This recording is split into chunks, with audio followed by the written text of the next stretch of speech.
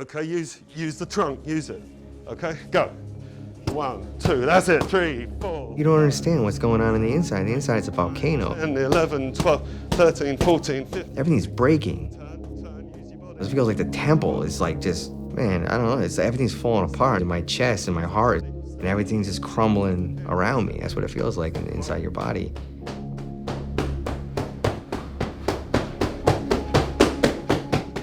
I mean, there are days that I don't get off the couch. I can't talk right, I can't read, I can't type right. I can't even tie my shoes those days. It's just horrible.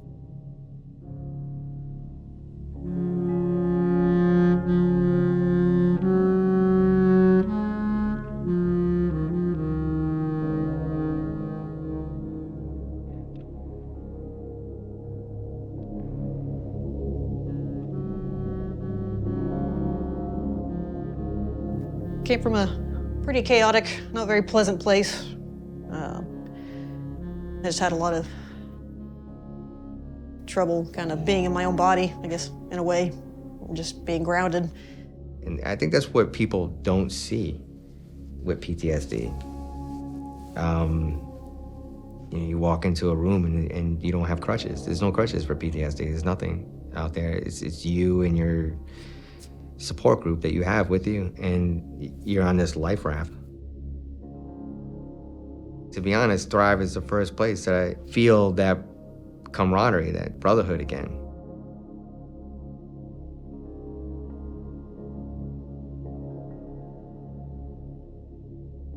And then we'll put that cap in there, so We were interested in studying veterans for the last decade or so, and we had a really good opportunity to start merging some of our interests here with an opportunity from the philanthropic side to establish a program, which we call the Thrive program. I'm excited. I hope we'll be done, midway through the semester, and I'm already looking forward to the event and start helping the people we need to help.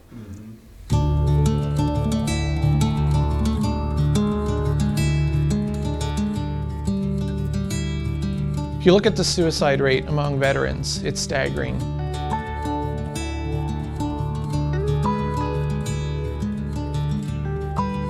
Do you have headaches every day? They come and go. Sometimes they're all day, sometimes. There's a lot of, whether it's fear of the unknown, what you hear on the radio, what you see on TV, there's like, veterans are broken, they need help, they can't do anything. The good news is they're symmetrical, okay? I want to help people realize that they're not broken. We've helped a lot of people by just telling them they're okay. So what's interesting about traumatic brain injury is there's really no single universal definition of TBI. So typically what you need to have in order to diagnose a TBI is an event and then some sort of residual, something that comes from that event. When I did my testing on the 3-day evaluation, it was reinforced that my vestibular system is not working the way it should. We're gonna go for endurance, not speed today. I mean, they're seeing probably 9 to 12 specialists in a 3-day window. Medical care was a big part of it, even if it was just 3 days at that time, just needing to speak to specialists where you just have their undivided attention. We want to tap into how awesome your eyes are working, and we want you to use your legs more for balance. In those 3 days, it was the most intense evaluation, and because they wanted to get to the root of the problem. One of the reasons that we wanted to do this is because we're able to leverage the entire UNC system. UNC is totally committed to veterans, so it just makes it this perfect place to be at, where if somebody has an interest and is an expert in something and we need their help, we can reach out to them and they're more than willing to help out. By being here in such a big place with so many resources, we're able to tap into experts in everything. Once they're here, we're going to peel all those layers of the onions off and figure out what's at the core of this individual.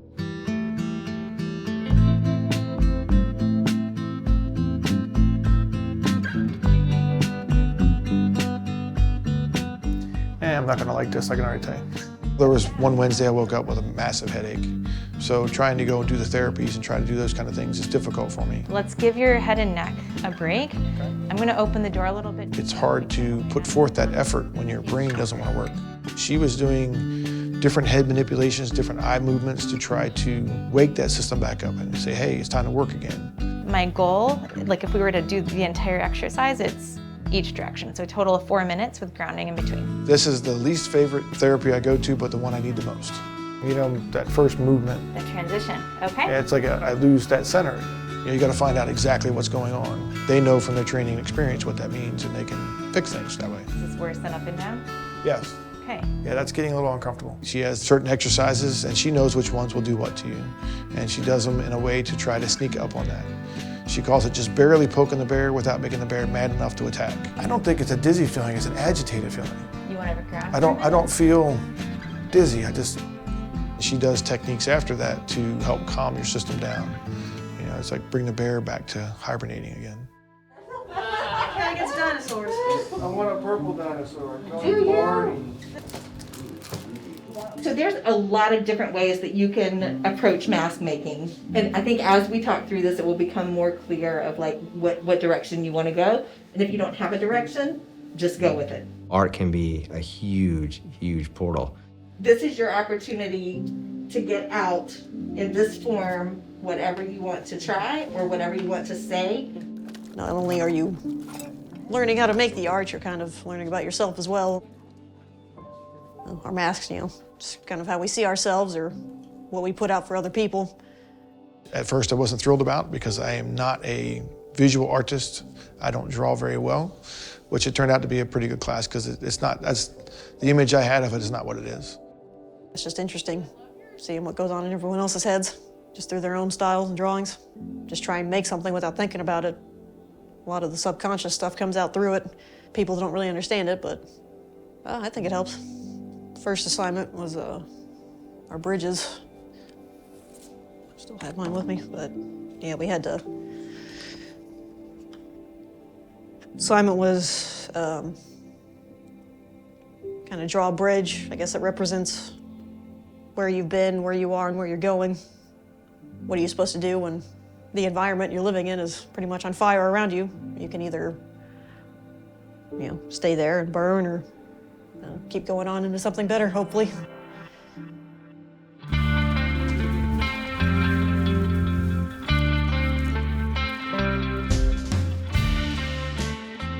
This is actually the second time I've done equine therapy, but each time it's been different. The communication and the cooperation you get with the horse in these environments is completely different. A horse is just a huge, like, 2,000-pound biofeedback machine. I fell in love with a horse. I don't want to say it too loud because somebody might hear me. You know, they have a very proven, structured program, and so by starting off with literally brushing the horse, you know, that horse can tell when you're comfortable. There's no facade. You know, horses don't lie because they don't know what that means. You have to be true. Come on.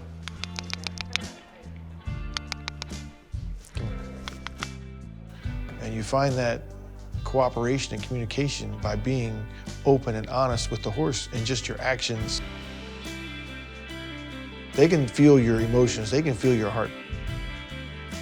And it's that whole trust, that relationship. That's all it really is. It's relationship building. I've been to therapies before. I've been to group therapies. I've been to a lot of things that were not very worthwhile to me. And a lot of them start out, you just sit down in a room with a bunch of people, you have no idea who you are, you don't even know their names, and you're supposed to spill your soul. That's just amazing talent. How are you going to sit in a room with strangers and spill your soul? So here you talk to each other, you learn each other. And get their perspective on things and how one therapy can be useful and listen to their testimony as well, because we're all going through the same thing. It's also comforting in a way to know that, you know, like you're literally not the first person in history to go through something like that. And then you feel comfortable. So then when you start some of these modules and classes we have, therapies we have, it's easier for you to share what you're feeling, what you're thinking. When we start to talk about this stuff, you find these commonalities within the story. And it's when like you find the human and then you just see like their light come out.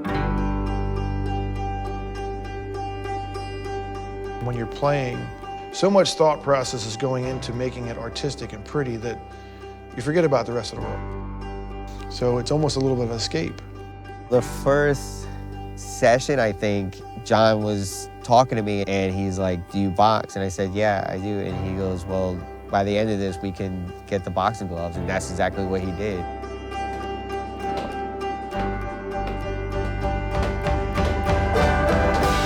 Hook, hook, hook, left hook, uppercut right. There you go.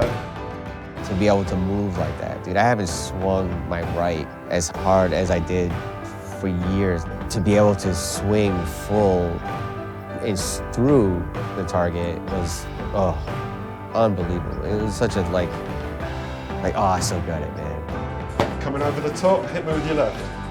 Whoa, good one. Beautiful. When you push the body, the mind gets pushed as well, and you hit little blockades, but then that spirituality comes in, and that's what kicks it. To be like, nah, man, you need to get through it. We've been through harder things than this. And you will get past this day, and you'll make it. Today's a big deal. Today kind of highlights a couple, pretty big achievements. We're highlighting the achievements of our 3 cohort members here for, completing the program, and being part of the Thrive organization and program really since its inception. Nobody's here to aim for perfection. Now I know where to go. I know what tools to use.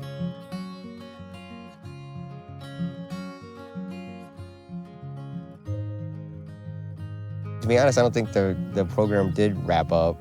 It's still continuing because still trying to implement the stuff that I've learned in the 2.5 weeks.